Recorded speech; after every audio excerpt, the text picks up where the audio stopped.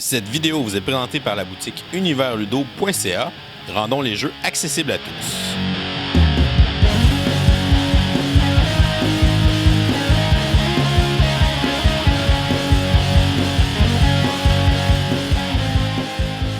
Salut les mini-gamers, bienvenue à Professeur Wargame, c'est Bruno, je vais être votre parent accompagnateur. Aujourd'hui, on va regarder ensemble le jeu Les Aventuriers du Rail, New York. C'est un jeu qui a été publié en 2018 par Days of Wonders, du concepteur Alan R. Moon, qui est aussi le concepteur de tous les autres jeux dans la série des Aventuriers du Rail. Cette version-là se joue de 2 à 4 joueurs âgés de 8 ans et plus, et va durer 10 à 15 minutes. C'est comme une version express du jeu. Contrairement aux autres jeux dans la série des Aventuriers du Rail, ici on va plutôt placer des taxis.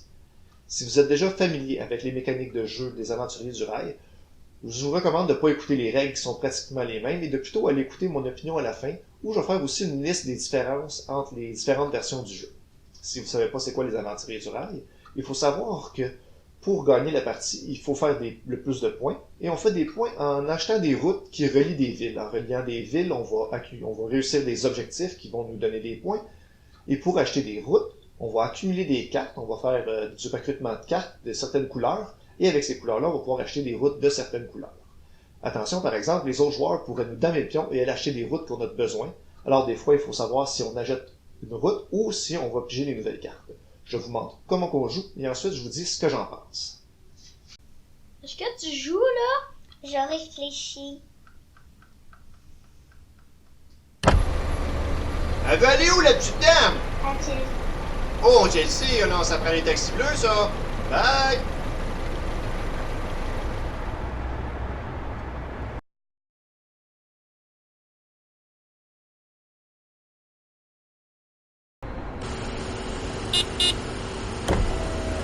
J'ai mal à Chelsea. Ça va faire 2 cartes. Je crois que j'ai trouvé.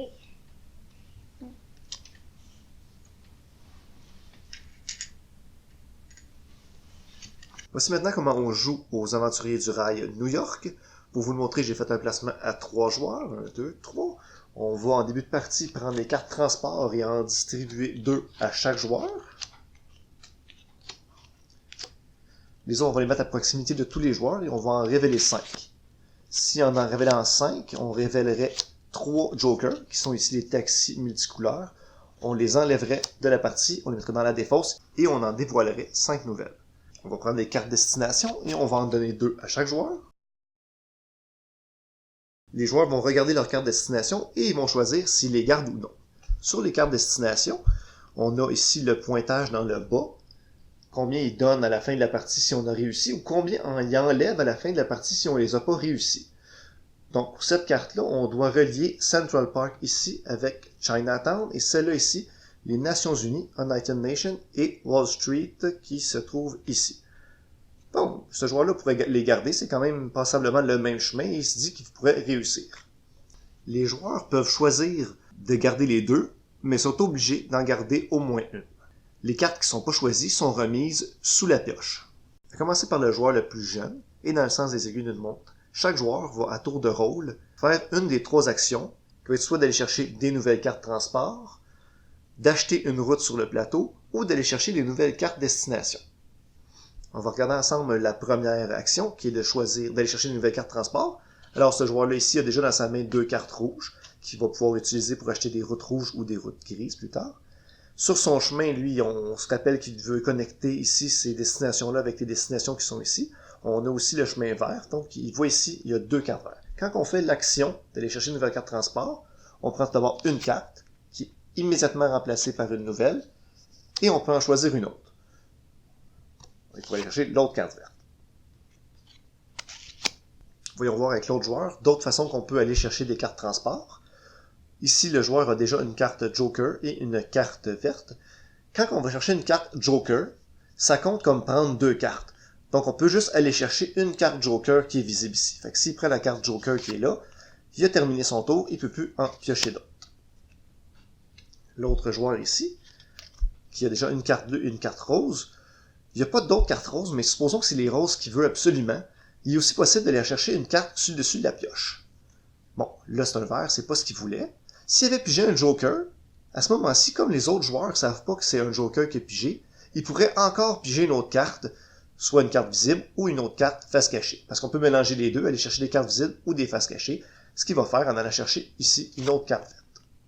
Il n'y a pas de limite au nombre de cartes transport qu'un joueur peut avoir en main.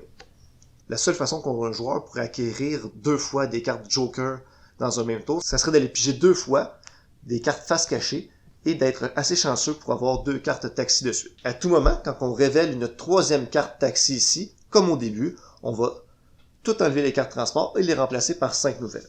Quand la pioche va être épuisée, on va reprendre toutes les cartes qui auront été mises dans la défausse et on va les brasser bien comme il faut pour reconstituer une nouvelle pile. La deuxième action qu'un joueur peut faire est de prendre possession des routes. Allons voir ici le joueur jaune, qu'est-ce qu'il pourrait faire pour prendre possession des routes.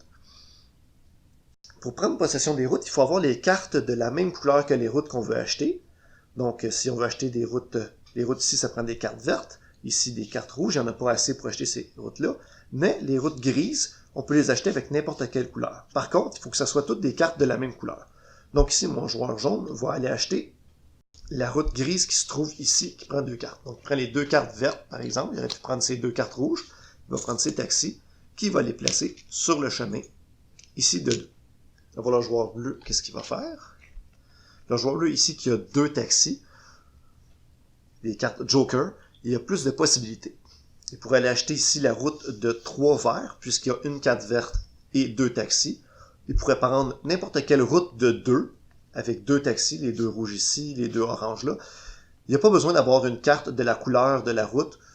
Quand il y a des jokers, ça pourrait être juste des jokers ou une combinaison de jokers et la couleur demandée par la route. Donc le joueur ici, il va prendre les 2 cartes taxi, ces 2 cartes joker, et il va aller acheter la route, ici, la route noire. Les routes doubles, quand on en acquiert une, il n'est plus possible pour le même joueur d'acquérir l'autre route. Si on joue une partie à 2 joueurs, les routes doubles deviennent bloquées automatiquement quand un joueur a déjà placé des taxis dessus. Si dans le dernier tour de la partie, on n'a plus assez de taxis pour aller acquérir une route, on ne peut simplement pas l'acquérir. Un joueur ne peut acquérir qu'une seule route, même s'il a assez de cartes en main pour acheter plusieurs routes. La troisième action qu'un joueur peut faire, c'est d'aller chercher des nouvelles cartes destination. Par exemple, s'il a déjà complété ses cartes destination, ou s'il se sent assez confiant qu'il va les compléter, il peut aller en chercher d'autres. Il va piger 2 cartes dans la pile des cartes destination, il va les regarder, et comme au début, il doit au moins en garder une, mais il peut garder les 2. Celle qui n'est pas choisie va être placée sous la pile, comme au début. Les cartes destination sont révélées seulement à la fin de la partie. Encore ici, il n'y a pas de limite au nombre de cartes destination qu'un joueur peut avoir en sa possession. On se rappellera que les cartes destination non complétées en fin de partie vont enlever des points. Si, quand on fait l'action d'aller choisir une carte destination, il en resterait juste une dans le paquet, on peut faire cette action-là, mais on est obligé de garder la carte destination qu'on va piger. Je nous ai amené un moment près de la fin de la partie. La fin de la partie va être déclenchée quand un joueur va avoir en sa possession 2 taxis ou moins. À ce moment-là, tous les autres joueurs vont avoir un tour supplémentaire, incluant celui qui a déclenché la fin de la partie. Donc ici, par exemple, si c'est au tour du joueur jaune et qu'il utilise ces 2 cartes rouges, on va aller acquérir cette route-là ici. Il lui reste en sa possession seulement un taxi.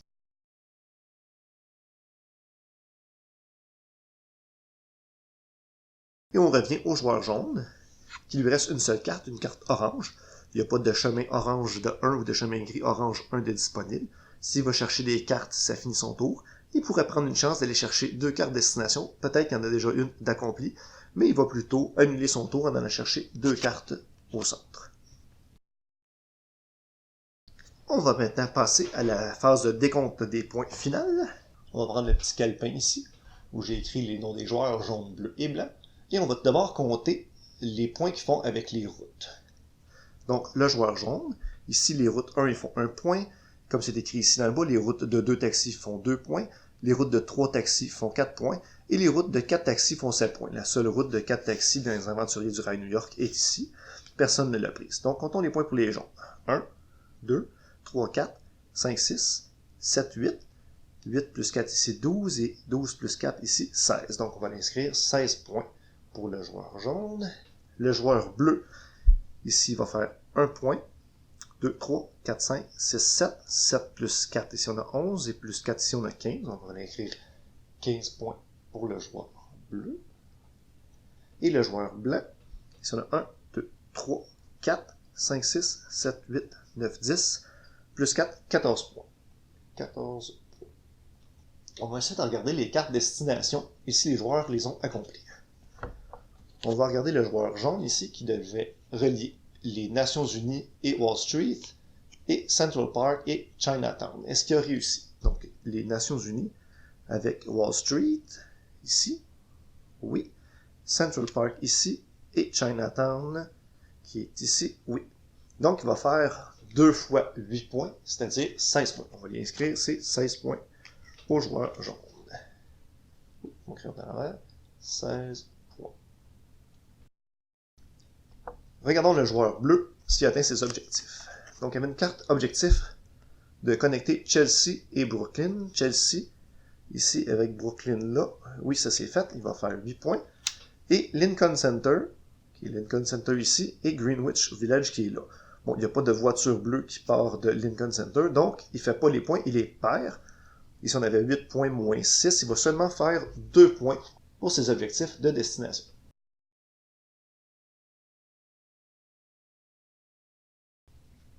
Et le joueur blanc, finalement, qui lui avait décidé d'en prendre une autre en cours de partie. Est-ce que ça va être payant? On avait l'Empire State Building, qui est ici, avec Brooklyn.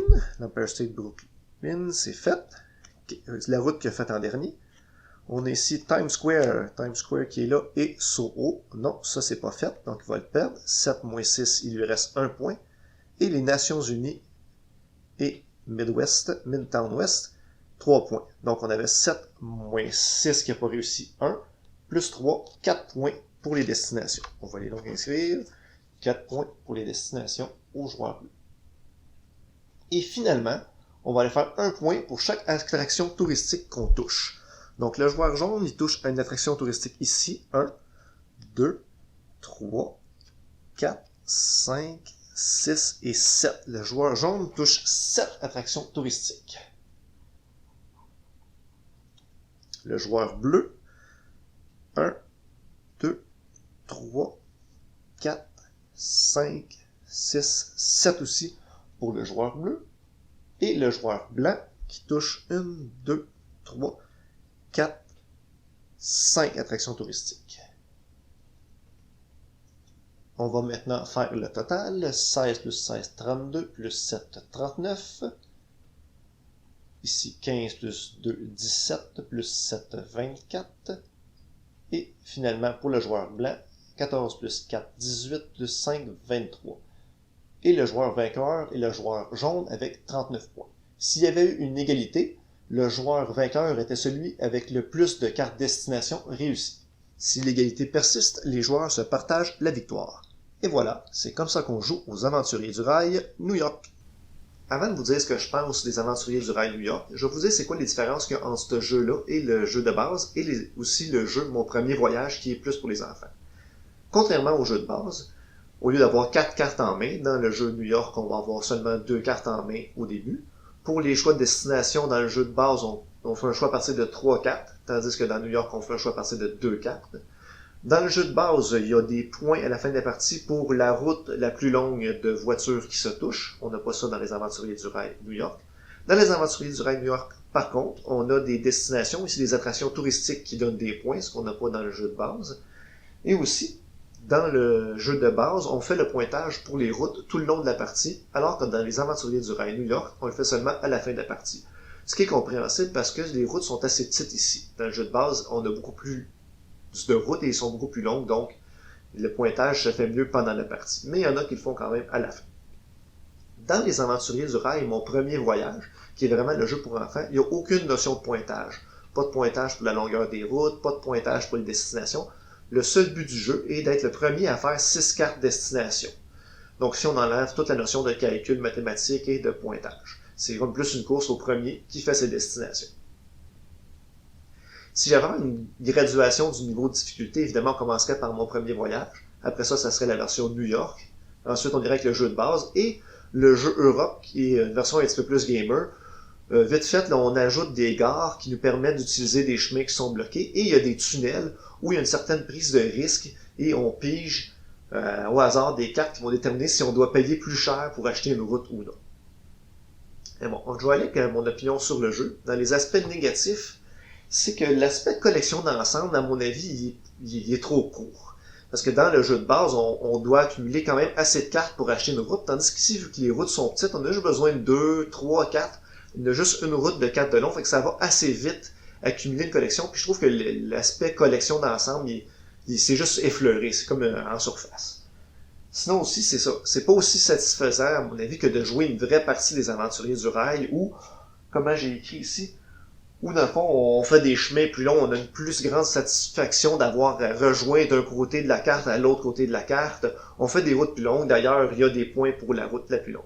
Par contre, dans les points positifs, le matériel, il est d'excellente qualité, c'est fidèle à eux-mêmes, Days of Wonders. Là, fiez-vous pas à mon plateau, malheureusement, il est arrivé un petit accident de liquide avec mon plateau. C'est pratiquement pareil comme le jeu de base, donc si on veut un petit feeling, mais on n'a pas beaucoup de temps, ou qu'on veut initier des enfants qui sont assez vieux là, pour être tannés de mon premier voyage, mais qui sont capables de calculer, on va pouvoir les initier avec ça, parce que les enfants, ils vont pas tous être capables de jouer une longue partie des Aventuriers du Rail, tandis qu'ici, on a une partie courte, on a le même feeling que le jeu de base, on les initie et éventuellement on les amène dans un grand jeu des Aventuriers du Rail. Moi, ma fille de 8 ans, elle aime bien ce jeu-là, on en fait 2-3 parties quand on joue, une partie quand ça ne tente plus finalement, puis on a bien du plaisir. On va retrouver aussi dans ce jeu-là la même tension que dans le jeu de base, la tension qui est, est-ce que je prends une autre carte de couleur parce qu'elle est là puis je pourrais passer à côté, ou est-ce que je vais acheter la route ou je prends un risque que quelqu'un d'autre va l'acheter ou non.